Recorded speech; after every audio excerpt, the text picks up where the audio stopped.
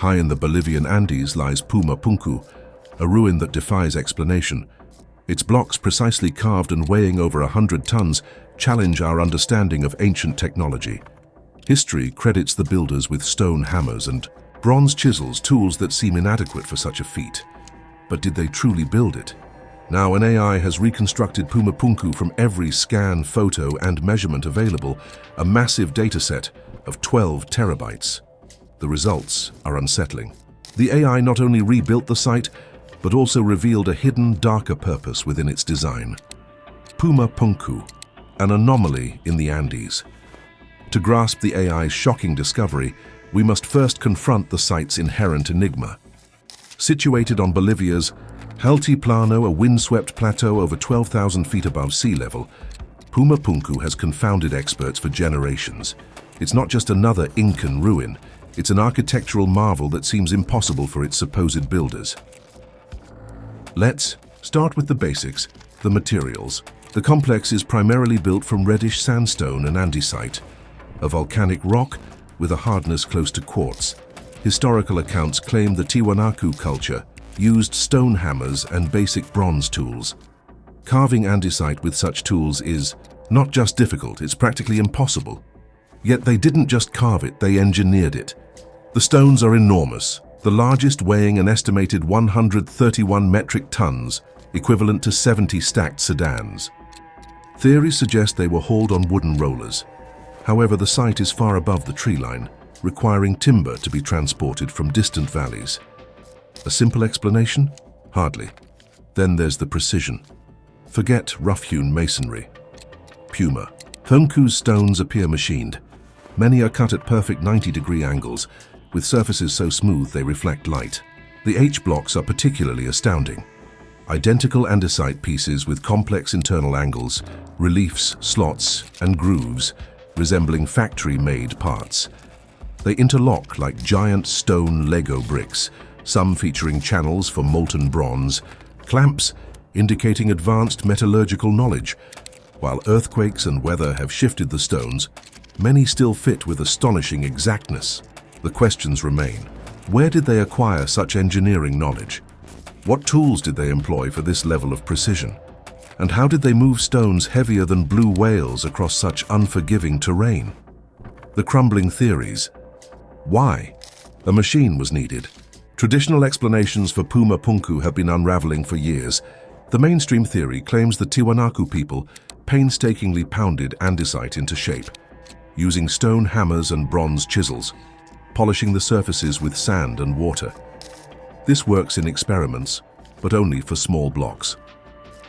Knowing how to carve one perfect corner doesn't explain the creation and assembly of hundreds of tons of uniform, interlocking stones more than 1,500 years ago. The primitive method can't account for the immense scale, consistency, and standardized design. Either they possessed a workforce rivaling modern construction crews, or something is missing. This gap has spawned alternative theories, from the fascinating to the fringe. The liquid stone theory suggests they dissolved andesite into a slurry and poured it into molds like ancient concrete, explaining the sharp angles and H-shaped blocks. But geologists reject this. The stones show no signs of reformation. These are natural quarried stones. The debate was stuck between a weak traditional explanation and wild outsider theories. That's when the Altiplano project emerged, a global effort to let the evidence speak for itself. Teams from universities across the globe spent 5 years gathering every measurable piece of data. They used high-resolution laser scanning, ground penetrating, radar, chemical analysis of metals, and satellite imagery. Astronomers even investigated cosmic alignments. In total, they amassed over 12 terabytes of raw information, a digital time capsule locked inside stone. This data was then fed to the AI, tasked with reverse engineering the site without preconceived notions or human bias. The goal was clear: to uncover the system, design language, workflow, or hidden plan that humans had overlooked. The AI's revelation: the stones speak. The AI ignored reputation, legends, and academic theories. It saw data, vectors, chemical traces, mathematical ratios, and celestial coordinates. From this chaos, Puma Punku reconstructed itself for the first time. Archaeologists have long guessed at the original building's appearance, but guessing introduces bias.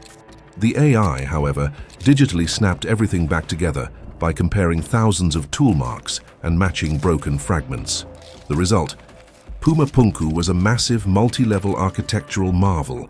The model revealed a raised platform mound, interior chambers, gateways connected by corridors, and a complex system of channels. Some channels were carved with such precision that water flowed through them at specific rates, forming large, shallow pools.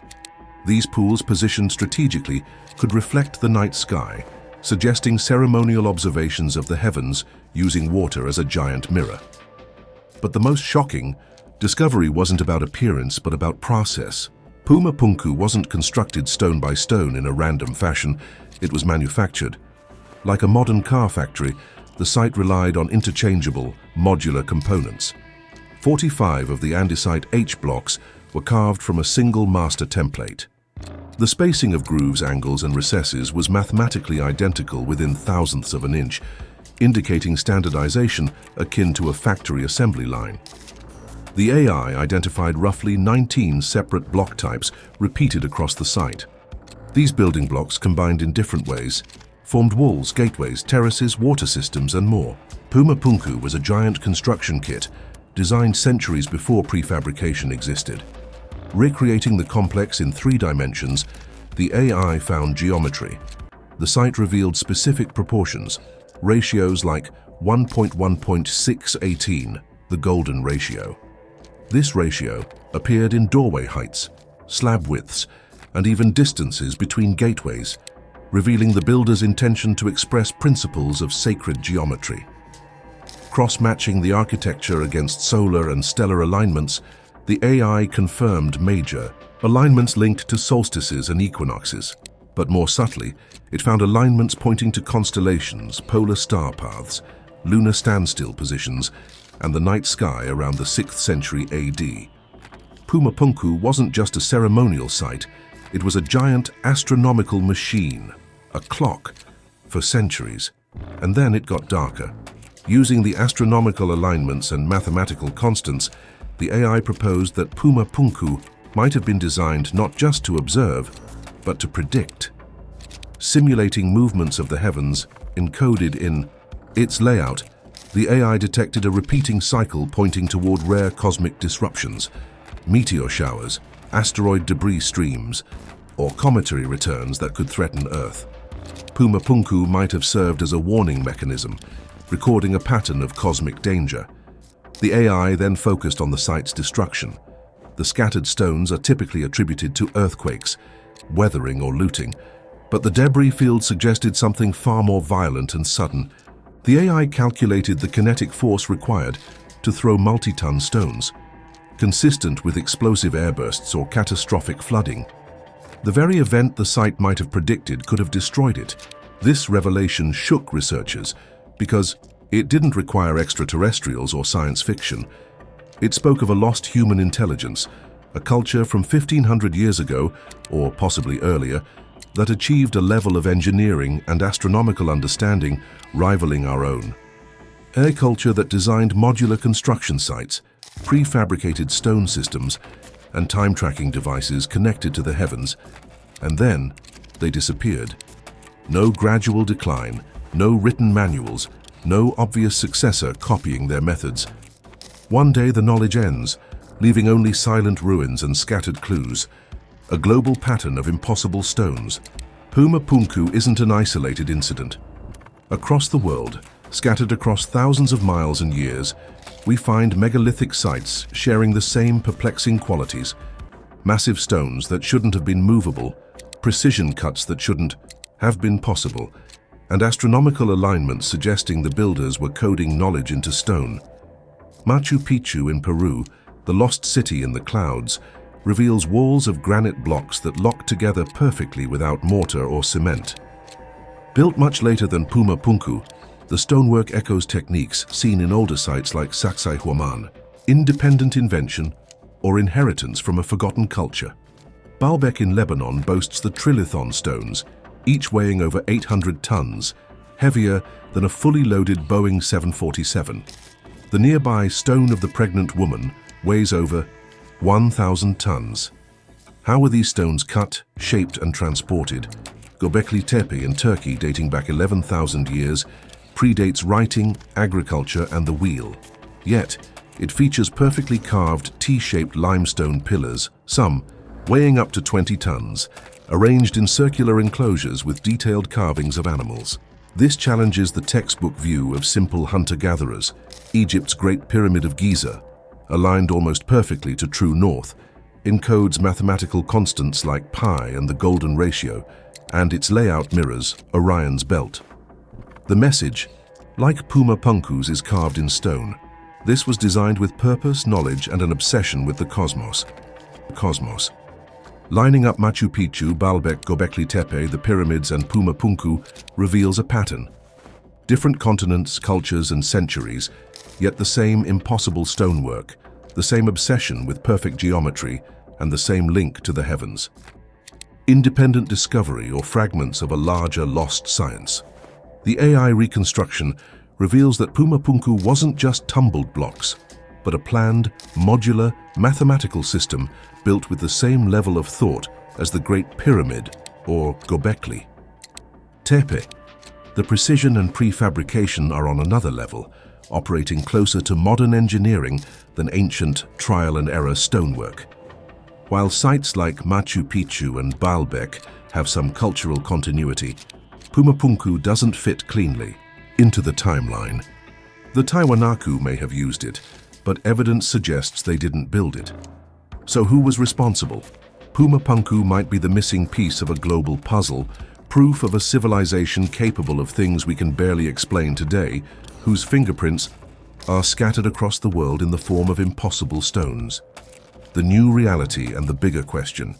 If the AI reconstruction is correct, Puma Punku is no longer just an interesting ruin, but the fossilized imprint of a forgotten science. Those scattered stones could be the last surviving record of knowledge that rivaled or surpassed our own. This isn't just about construction skills. The more we look, the more it feels like we're staring into a mirror, reflecting not only ancient achievements but also their fears. If they were that advanced, where did they go? How do you go from building one of the most precise architectural complexes on Earth to vanishing without a trace? The traditional explanation points to the Tiwanaku culture around the 6th century AD, but the AI analysis suggests they inherited Puma Punku rather than creating it. Pottery and ritual remains linked to the Tiwanaku, often sit on top of the megalithic foundations, suggesting they came later, using the site as a ceremonial center. So, if not the Tiwanaku, then who and what happened to them? Nature itself may have ended them. The Altiplano is prone to earthquakes, floods, and extreme weather. Geological surveys reveal major seismic activity around Puma Punku over the last 2,000 years. The scattered blocks suggest a sudden, almost explosive event. Some point to massive flooding from nearby Lake Titicaca. Others suggest a cosmic impact. Around 536 AD, historical records describe a mysterious dark age, triggered by a global dust cloud, potentially caused by a volcanic eruption or cometary airburst. Could Puma Punku's destruction tie into that same catastrophe? The AI analysis even suggested that the block scattering resembled the blast wave of an airburst.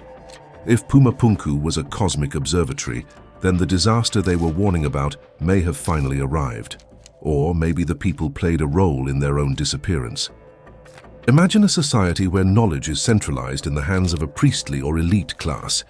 This makes sense for control, but it's dangerous. If that class vanishes, the knowledge goes with them. History is full of such moments. The Library of Alexandria burned, Mayan scribes vanished, their writing lost. If Puma Punku's builders centralized their science, it might explain why no one else carried it forward. The Tiwanaku may have inherited the stones, but not the secrets. Another possibility is migration. Maybe they scattered, carrying pieces of their knowledge into new regions. When we compare Puma Punku to other megalithic sites, the similarities are eerie. Could these be echoes of a once unified knowledge system, fragmented across continents after an ancient disaster? Andean legends speak of Viracocha, a bearded, godlike figure who appeared after a great flood and taught survivors farming and building. Was he a mythologized memory of the last engineers of Puma Punku?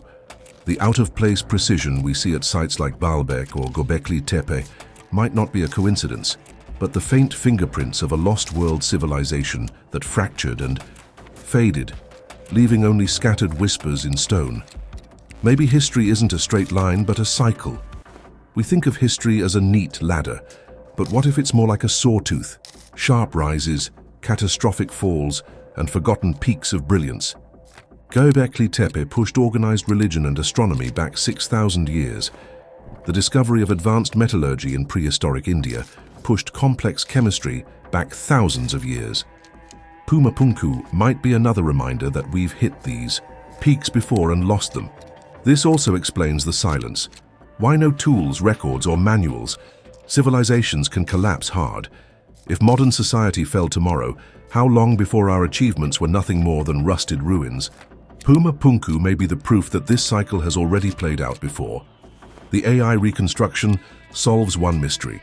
Puma Punku was engineered, standardized, and scientifically aligned, but it opens an even deeper mystery. How can such brilliance vanish so completely?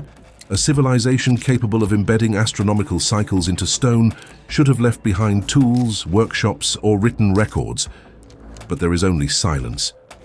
That silence is deafening, reminding us that civilizations are fragile. Knowledge can be erased, and all that remains are enigmatic monuments. A monument or a warning. What if Puma Punku isn't just a ruin, but a warning? The AI found alignments corresponding to cosmic cycles. If the builders were tracking these, then maybe the site was designed not just for ceremony, but for survival. A stone-encoded warning. System, watch the skies, this will happen again. If they were right, then maybe their own end wasn't just tragedy, but inevitability. And if these cycles repeat, then what does that mean for us? Are we standing in the path of the same forces they tried to warn about? Puma Punku opens a mirror onto the future, reminding us that brilliance does not guarantee survival. Even the most extraordinary knowledge can vanish overnight if disaster, neglect, or arrogance takes it down.